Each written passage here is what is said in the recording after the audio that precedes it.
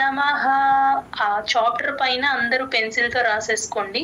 ప్రతి చాప్టర్ కి ఓం శ్రీ పరమాత్మనే నమః ఎక్సెప్ట్ ఫస్ట్ చాప్టర్. మిగతా చాప్టర్లన్నిటికీ ఇలాగే చెప్తాం. పైన పెన్సిల్ తో రాసేసుకోండి. అథ తృతీయోధ్యాయః. అథ ఒత్తు థ టీహెచ్ఏ థ త్రూ అస్సలు స్ట్రెస్ ఇవ్వకూడదు. అథ వెంటనే త్రూ తీసేసుకోవాలి.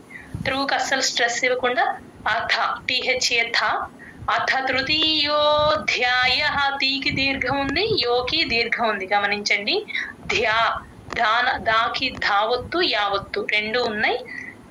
అథ తృతీయోధ్యాయః కర్మయోగః. అర్జున ఉవాచ జ్యాయసి చేత్ కర్మణస్తే. జా కింద యావత్తండి, జాయసి అనకూడదు, జియా వినిపించాలి యావత్తు క్లియర్ గా. జ్యాయసి చేత్ కర్మణస్తే. ఓం శ్రీ పరమాత్మనే నమః. అథ తృతీయోధ్యాయః కర్మయోగః. అర్జున అథ వరకు ఓకే, అది మహాప్రాణం రావాలి. త్రూ చాలా తేలిగ్గా చెప్పాలి. తృతీయో రావాలి, స్ట్రెస్ అస్సలు పడకూడదు. అథ తృతీయోధ్యాయః. ఓకేనా మ్యామ్? అథ తృతీయోధ్యాయః. అథ త్రూ అలా. అథ తృతీయోధ్యాయః. అథ తృతీయోధ్యాయః కర్మయోగః. అర్జున ఉవాచ జ్యాయసి చేత్ కర్మణస్తే. జ్యాయసి చేత్ కర్మణస్తే. జ్యాయసి చేత్ కర్మణస్తే. మతా బుద్ధిర్జనార్దన. మతా బుద్ధిర్ దా కింద దావత్తు మహాప్రాణం. బూకి దాని కలుపుకొని చెప్పాలి. బుద్ధిర్ జనార్దన, అక్కడ మహాప్రాణం లేదండి, గమనించండి. మతా బుద్ధిర్జనార్దన. మతా బుద్ధిర్జనార్దన. మతా బుద్ధిర్జనార్దన. మతా బుద్ధిర్జనార్దన.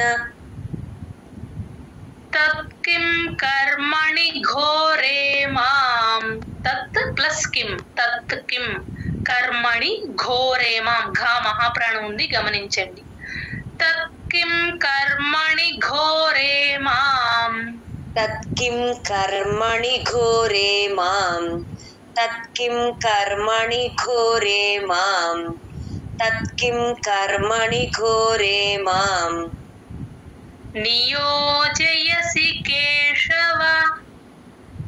నియోజయసి కేశవ. నియోజయసి కేశవ. నియోజయసి కేశవ.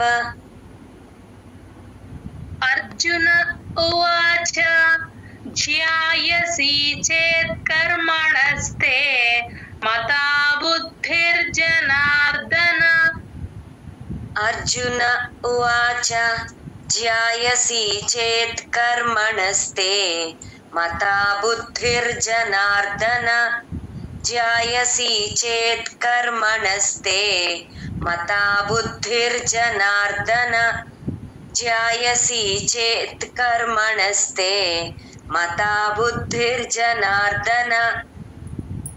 తత్ కిం కర్మణి ఘోరం నియోజయసి కేశవ. తత్ కిం కర్మణి ఘోరే మాం. నియోజయసి కేశవ. తత్ కిం కర్మణి ఘోరే మాం. నియోజయసి కేశవ. తత్ కిం కర్మణి ఘోరే మాం. నియోజయసి కేశవ. ఇక్కడ అర్జున తర్వాత ఉవాచ వచ్చినప్పుడు అర్జున తర్వాత చిన్న గ్యాప్ ఇచ్చి ఉవాచ చెప్పాలి. ఊ వచ్చు కాబట్టి. అర్జున ఉవాచ జ్యాయసి చేత్ కర్మణస్తే. మతా బుద్ధిర్జనార్దన. తత్ కిం కర్మణి ఘోరే మాం. నియోజయసి కేశవ.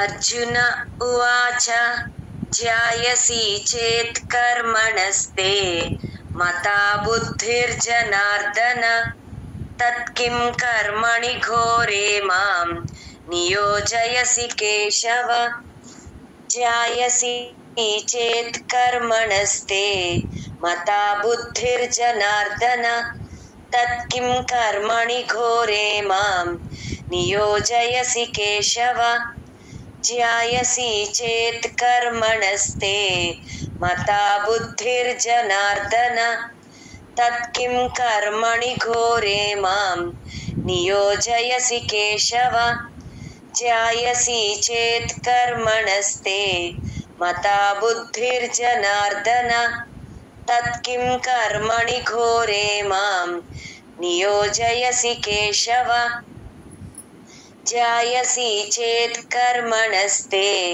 మతా బుద్ధిర్జనార్దన తత్కిం కర్మణి ఘోరే మాం నియోజయసి కేశవ ధ్యాయసి చేత్ కర్మణస్తే మతా బుద్ధిర్జనార్దన తత్కిం కర్మణి ఘోరే మాం నియోజయసి కేశవ ధ్యాయసి చేత్ కర్మణస్తే మతా బుద్ధిర్జనార్దన తత్కిం కర్మణి ఘోరే మాం నియోజయసి కేశవ.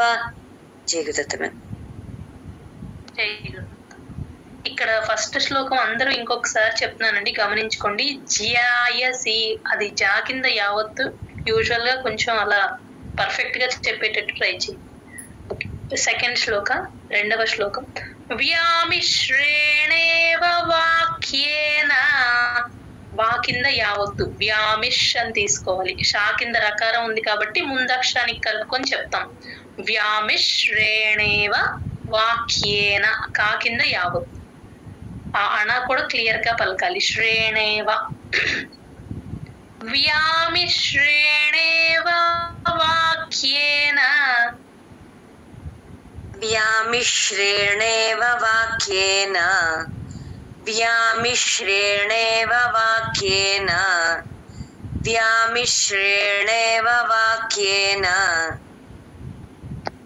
బుద్ధిం మోహయసీవ మే,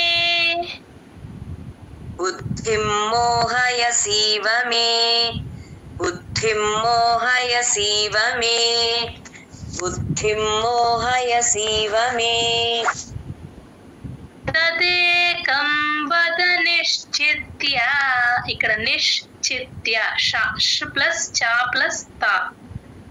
షా కింద చావత్తు ఎప్పుడు వచ్చినా క్లియర్ గా పలకాలండి. నిశ్చిత్య, ఆ తా కింద యావత్తు కూడా క్లియర్ గా వినిపించాలి. తదేకం వద నిశ్చిత్య, తదేకం వద నిశ్చిత్య, తదేకం వద నిశ్చిత్య, తదేకం వద నిశ్చిత్య. ఏన శ్రేయోహమాప్నుయాం, ఏన అని కలుపుకొని చెప్పాలి. షా కింద రకారం ఉంది కాబట్టి ఏన శ్రేయో హమాప్ నుయాం. హమాప్, మా పాని సగమే తీసుకుంటాం, పాకి పొల్లు పెడతాం. హమాప్ నుయాం, హమాప్ నుయాం కలుపుకొని చెప్పాలి. ఏన శ్రేయో హమాప్నుయాం, ఇది యాగుణింతంలో యా, గమనించండి. చెప్పండి. ఏన శ్రేయోహమాప్నుయాం, ఏన శ్రేయోహమాప్నుయాం, ఏన శ్రేయోహమాప్నుయాం. వ్యామిశ్రేణేవ వాక్యేన బుద్ధిం మోహయసీవ మే, వ్యామిశ్రేణేవ వాక్యేన బుద్ధిం మోహయసీవ మే, వ్యామిశ్రేణేవ వాక్యేన బుద్ధిం మోహయసీవ మే, వ్యామిశ్రేణేవ వాక్యేన బుద్ధిం మోహయసీవ మే. తదేకం వద నిశ్చిత్య ఏన శ్రేయోహమాప్నుయాం, तदेकं वद निश्चित्य येन श्रेयोऽहमाप्नुयाम् तदेकं वद निश्चित्य येन श्रेयोऽहमाप्नुयाम् तदेकं वद निश्चित्य येन श्रेयोऽहमाप्नुयाम् व्यामिश्रेणेव वाक्येन बुद्धिं मोहयसीव मे तदेकं वद निश्चित्य येन श्रेयोऽहमाप्नुयाम् व्यामिश्रेणेव वाक्येन बुद्धिं मोहयसीव मे तदेकं वद निश्चित्य येन श्रेयोऽहमाप्नुयाम् व्यामिश्रेणेव वाक्येन बुद्धिं मैम వాక్యేన అయ్యా ఇంకొంచెం క్లియర్ గా రావాలి. ఓకే. వ్యామిశ్రేణేవ వాక్యేన ఓకేనా మ్యామ్?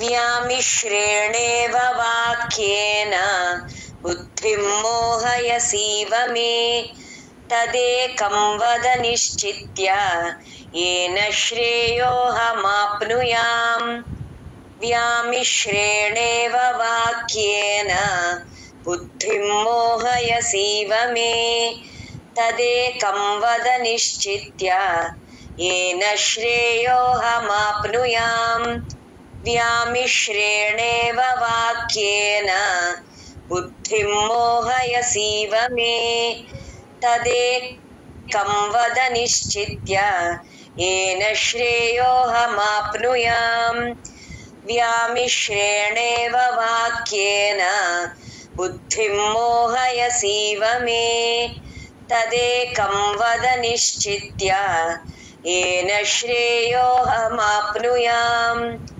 व्यामिश्रेणेव वाक्येन बुद्धिं मोहयसीव मे तदेकं वद निश्चित्य येन श्रेयोऽहमाप्नुयाम् व्यामिश्रेणेव वाक्येन बुद्धिं मोहयसीव मे तदेकं वद निश्चित्य येन श्रेयोऽहमाप्नुयाम् व्यामिश्रेणेव वाक्येन बुद्धिं मोहयसीव मे तदेकं वद निश्चित्य येन श्रेयोऽहमाप्नुयाम्.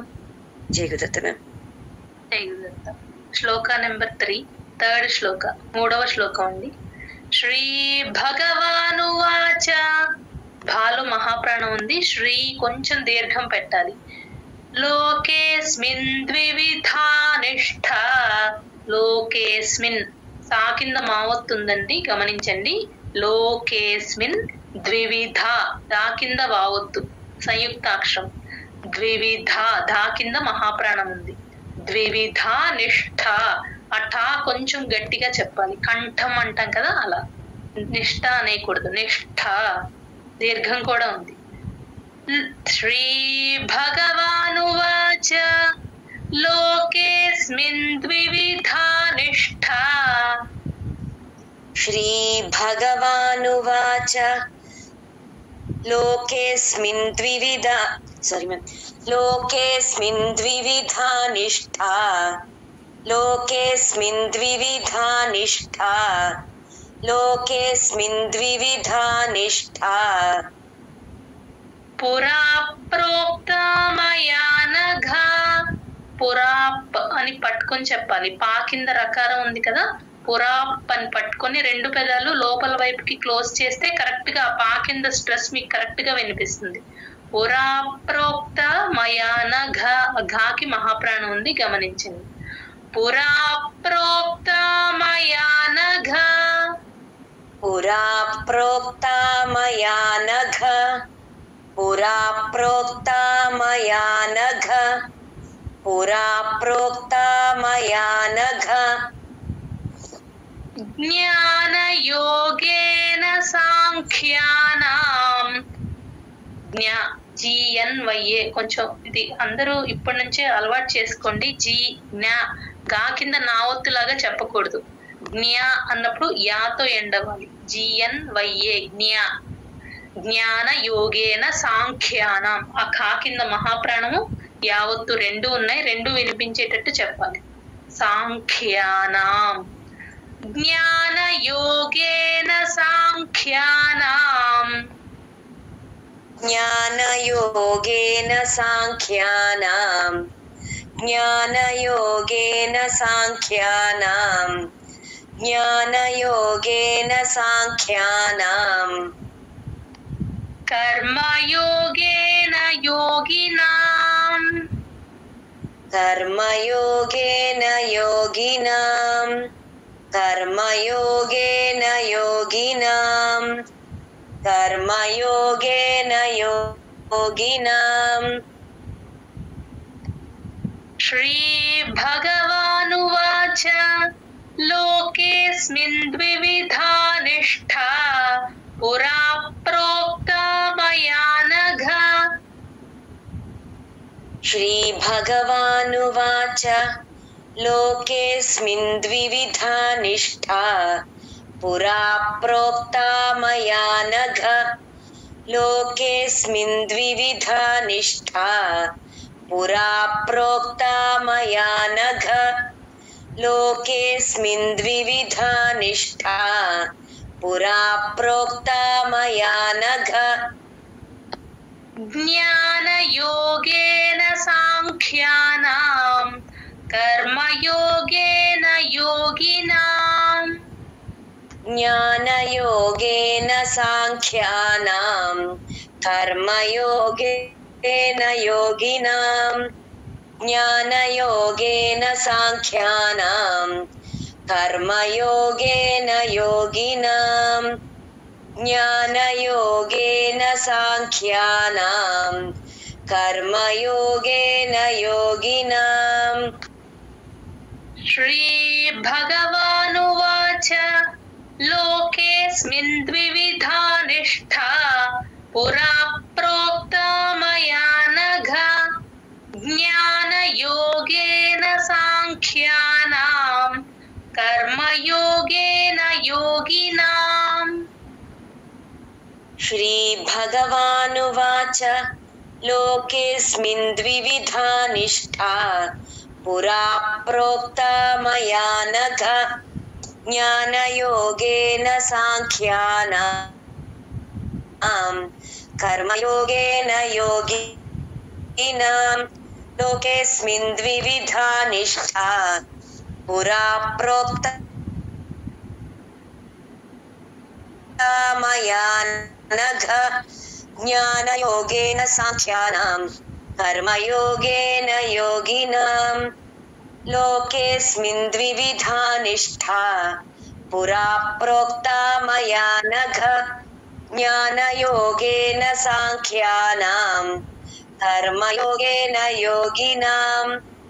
లోకేస్మిన్ ద్వివిధా నిష్ఠా పురా ప్రోక్తా మయా నఘ. జ్ఞానయోగేన సాంఖ్యానాం.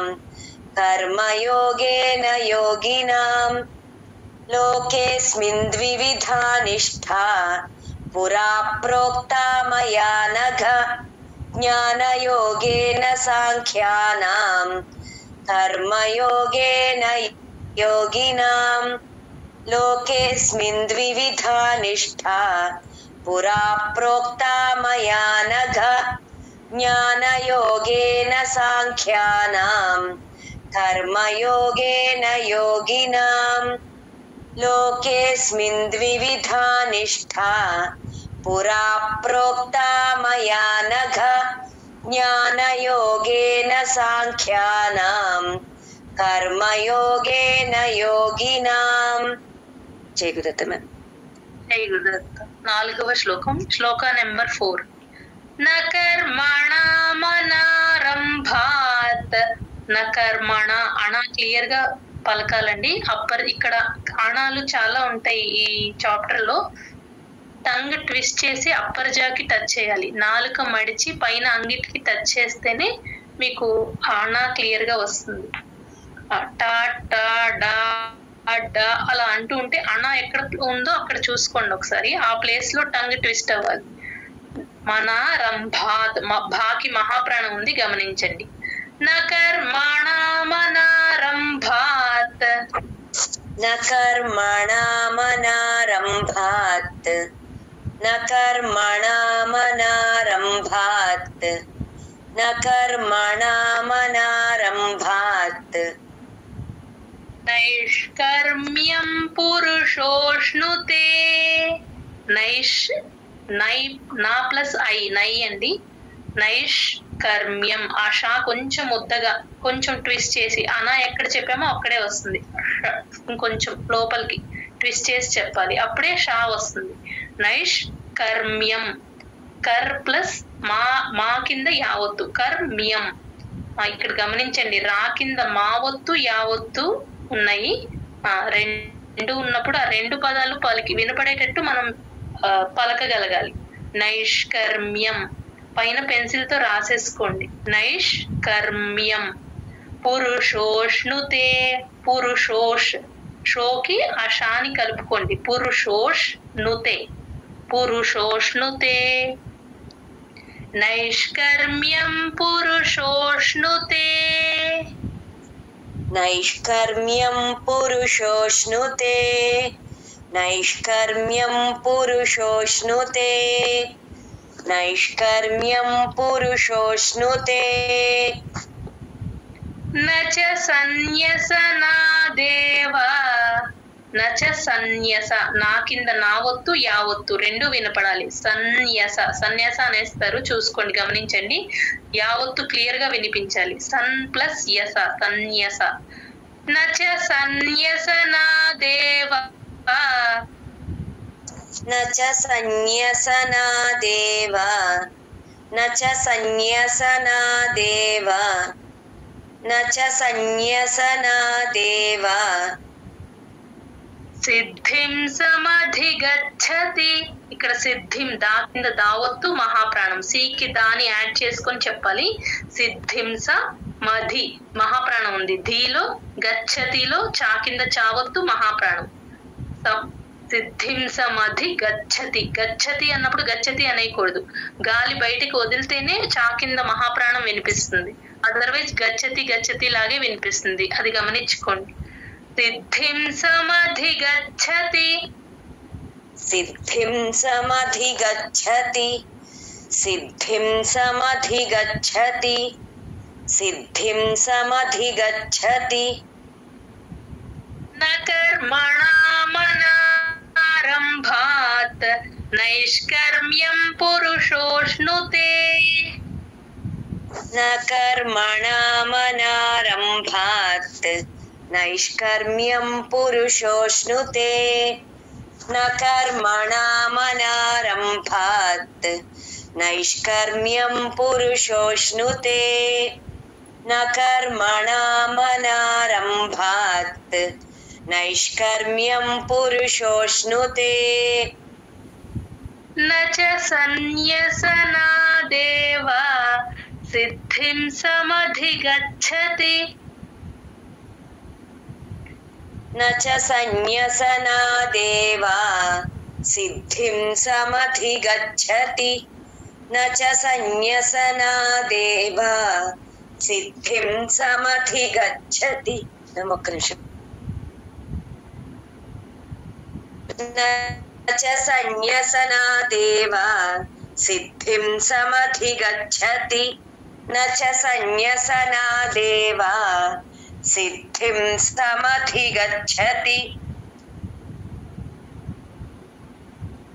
నకర్మణామనారంభాత్ నైష్కర్మ్యం పురుషోష్ణుతే. నచ సన్యసనాదేవ. సిద్ధిం సమధిగచ్చతి. నకర్మణామనారంభాత్ నైష్కర్మ్యం పురుషోష్ణుతే. నచ సన్యసనాదేవ. సిద్ధిం సమధిగచ్చతి.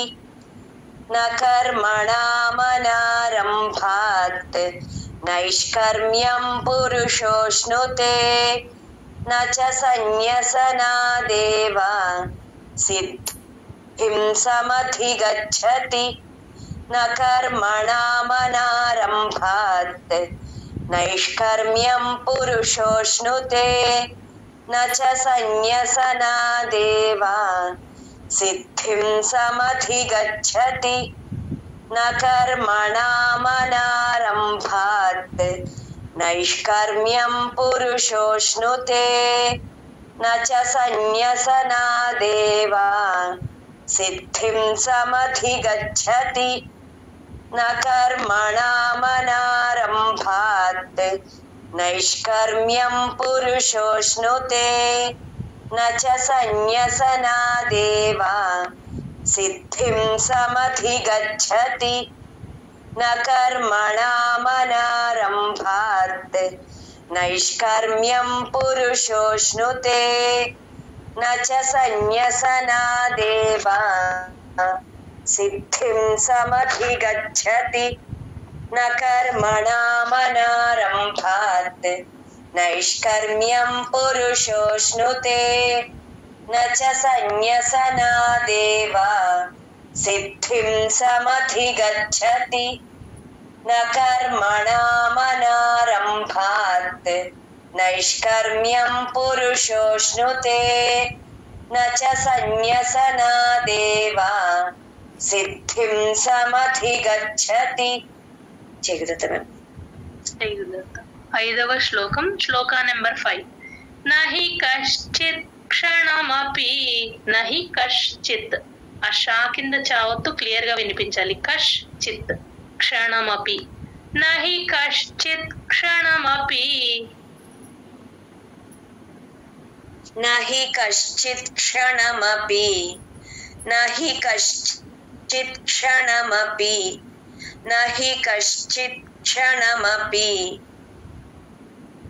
జాతు తిష్ఠత్య కర్మకృత్, జాతు తిష్ఠత్య, అఠా షా కింద టా కొంచెం షాని ముద్దగా పలకాలి, తిష్ అని తీసుకోవాలి. తిష్ఠత్య పైన పెన్సిల్ తో రాసేసుకుంది. తిష్ఠత్య తా కింద యావత్ ఎక్కడొచ్చినా క్లియర్ గా వినిపించేటట్టు పలకాలి. త్య అలా రావాలి. తిష్ఠత్య కర్మకృత్, అకృ చాలా తేల్చి చెప్పాలి, అస్సలు స్ట్రెస్ ఇవ్వకూడదు. వట్రసుడు ఎక్కడున్నా సరే కృ అంతే, కృత్. జాతు తిష్ఠత్య కర్మకృత్, జాతు తిష్ఠత్య కర్మకృత్, జాతు తిష్ఠత్య కర్మకృత్, జాతు తిష్ఠత్య కర్మకృత్.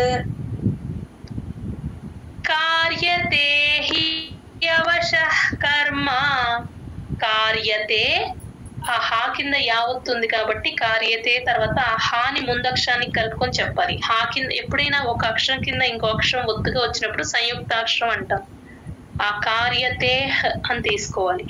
కార్యతే అని తీసుకుంటే కొంచెం గాలి బయటకు వస్తుంది, అప్పుడే హా కింద యావత్తు క్లియర్ గా వినిపిస్తుంది.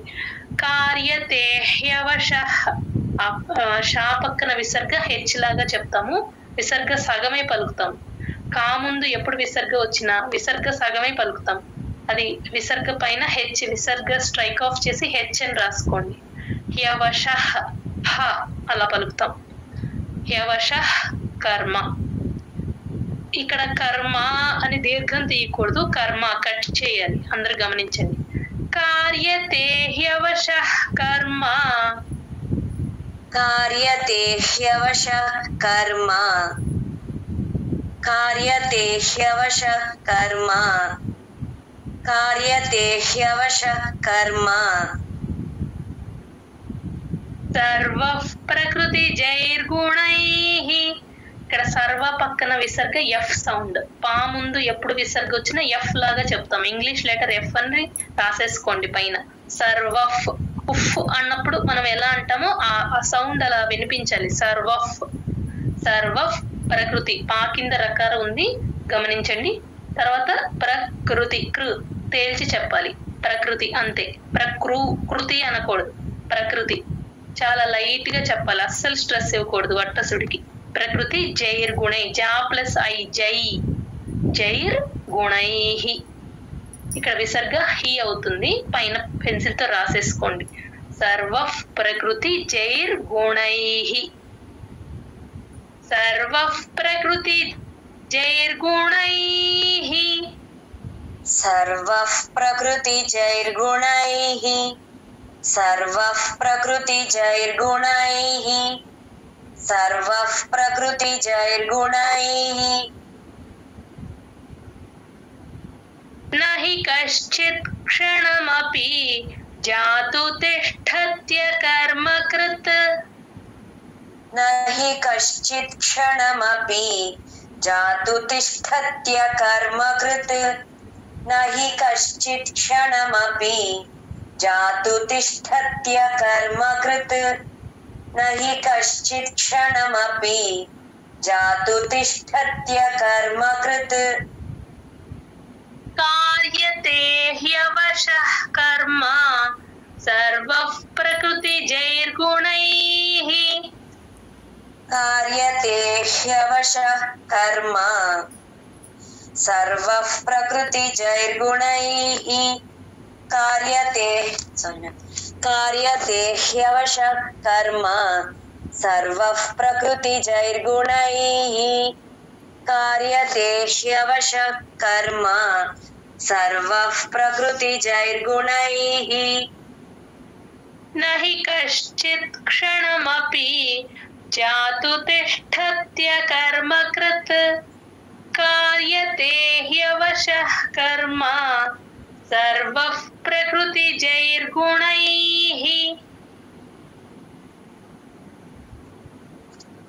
न हि कश्चित् क्षणमपि जातु तिष्ठत्य कर्मकृत्. कार्यते ह्यवशः कर्म सर्वः प्रकृतिजैर्गुणैः. न हि कश्चित् क्षणमपि जातु तिष्ठत्य कर्मकृत्. कार्यते ह्यवशः कर्म सर्वः प्रकृतिजैर्गुणैः. न हि कश्चित् क्षणमपि जातु तिष्ठत्य कर्मकृत्. कार्यते ह्यवशः कर्म सर्वः प्रकृतिजैर्गुणैः. न हि कश्चित् क्षणमपि जातु तिष्ठत्य कर्मकृत्. कार्यते ह्यवशः कर्म सर्वः प्रकृतिजैर्गुणैः. न हि कश्चित् क्षणमपि जातु तिष्ठत्य कर्मकृत्. कार्यते ह्यवशः कर्म सर्वः प्रकृतिजैर्गुणैः. न हि कश्चित् क्षणमपि जातु तिष्ठत्य कर्मकृत्. कार्यते ह्यवशः कर्म सर्वः प्रकृतिजैर्गुणैः. न हि कश्चित् क्षणमपि जातु तिष्ठत्य कर्मकृत्.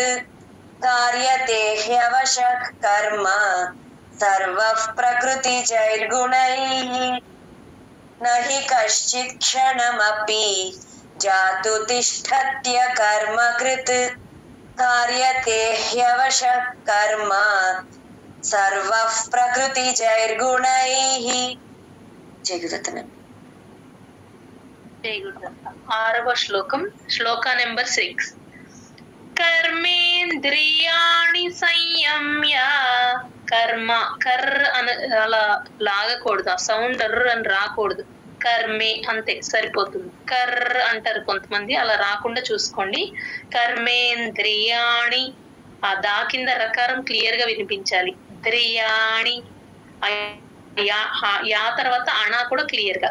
కర్మేంద్రియాణి సంయమ్య.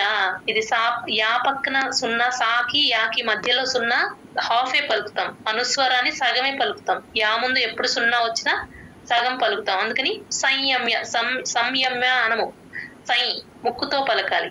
సంయమ్య, సై ప్లస్ ఎం అని రాసేసుకోండి. అప్పుడు క్లియర్ గా మీకు ఇంకా ఎక్కడ ఇది అవ్వకుండా ఇంగ్లీష్ లెటర్ ఎం లాగా రాసేసుకుంటే సై ప్లస్ ఎం ప్లస్ యా, సంయమ్య.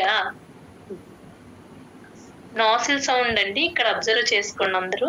ఒకసారి రిపీట్ చేస్తాను, గమనించండి. కర్మేంద్రియాణి సంయమ్య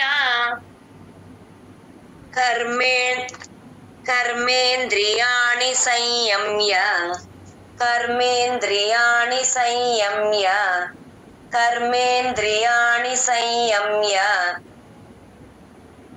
య ఆస్తే మనసా స్మరన్.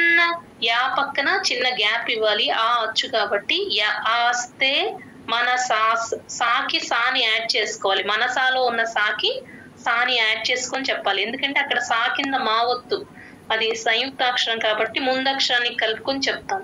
మనసాస్ అని చిన్నగా, ఎక్కువ డ్రాగ్ చేస్తే మళ్ళీ సా కింద సా ఒత్తు అవుతుంది. చిన్నగా తీసుకోవాలి. మనసా స్మరన్ సరిపోతుంది.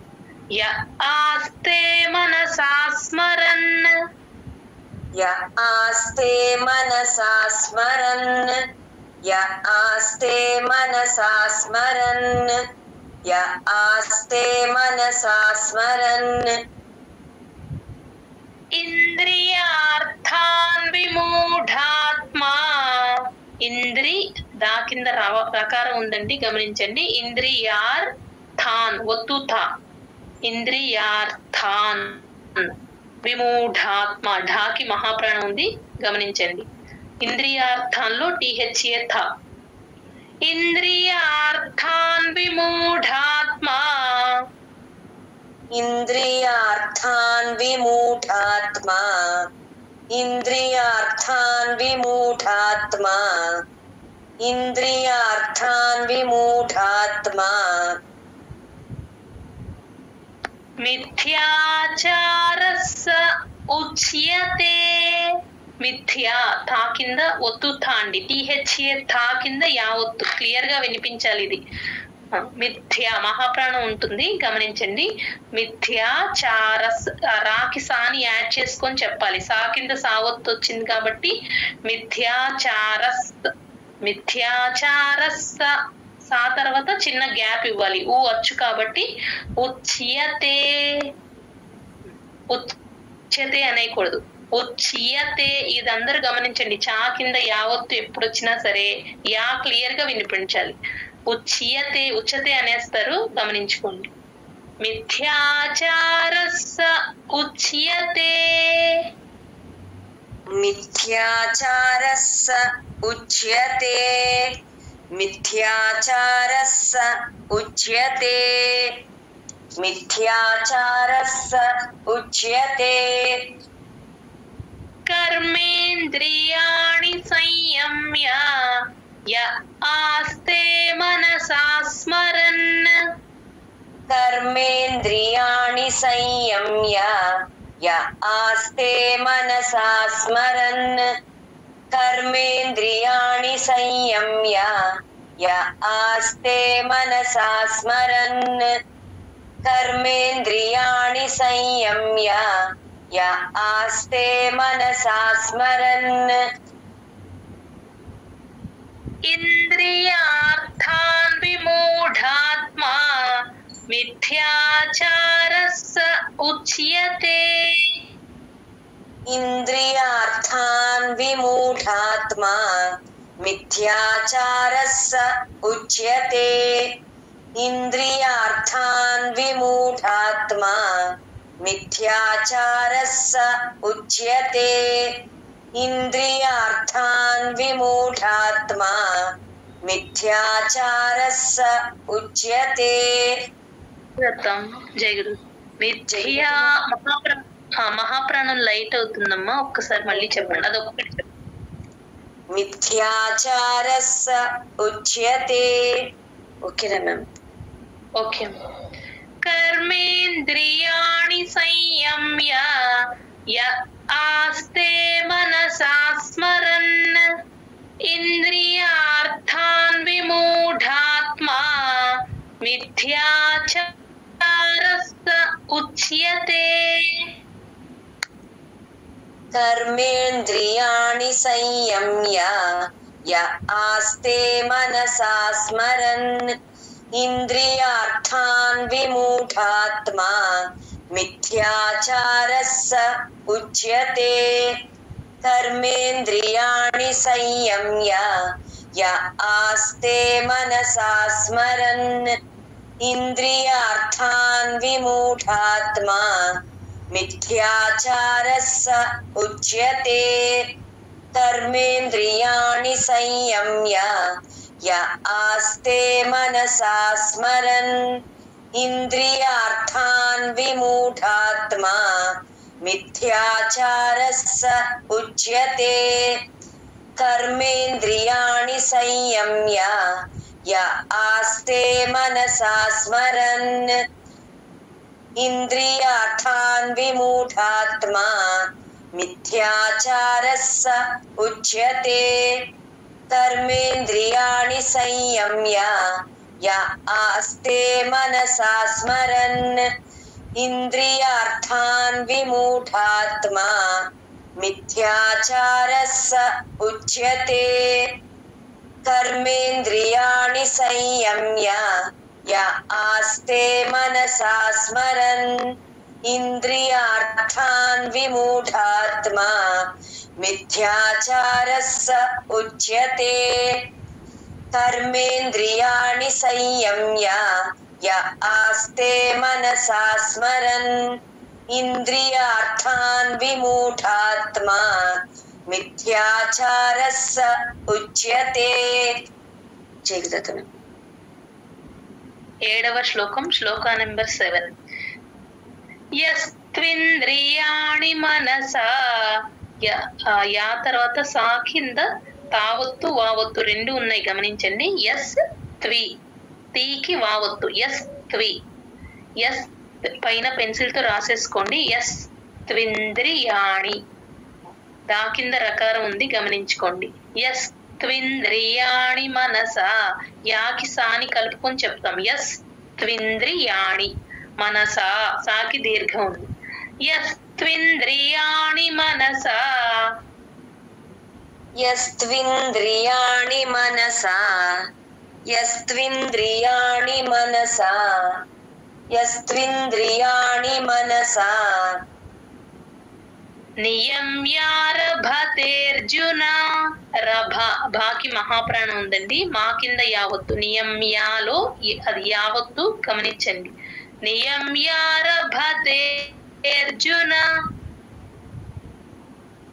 నియమ్యారభతేర్జున,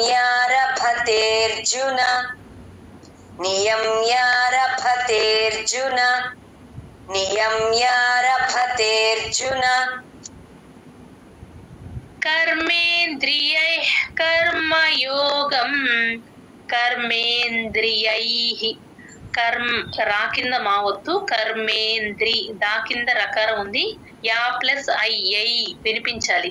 కర్మేంద్రియైః, ఆ విసర్గని హెచ్ లాగా చెప్తాం. హా ముందు ఎప్పుడు విసర్గ వచ్చినా హెచ్, విసర్గ హాని సగమే పలుకుతాం అనమాట. హాఫ్ విసర్గ హెచ్ లాగా వస్తుంది ఇక్కడ. కర్మేంద్రియై, అలా గాలి వదులుతాం.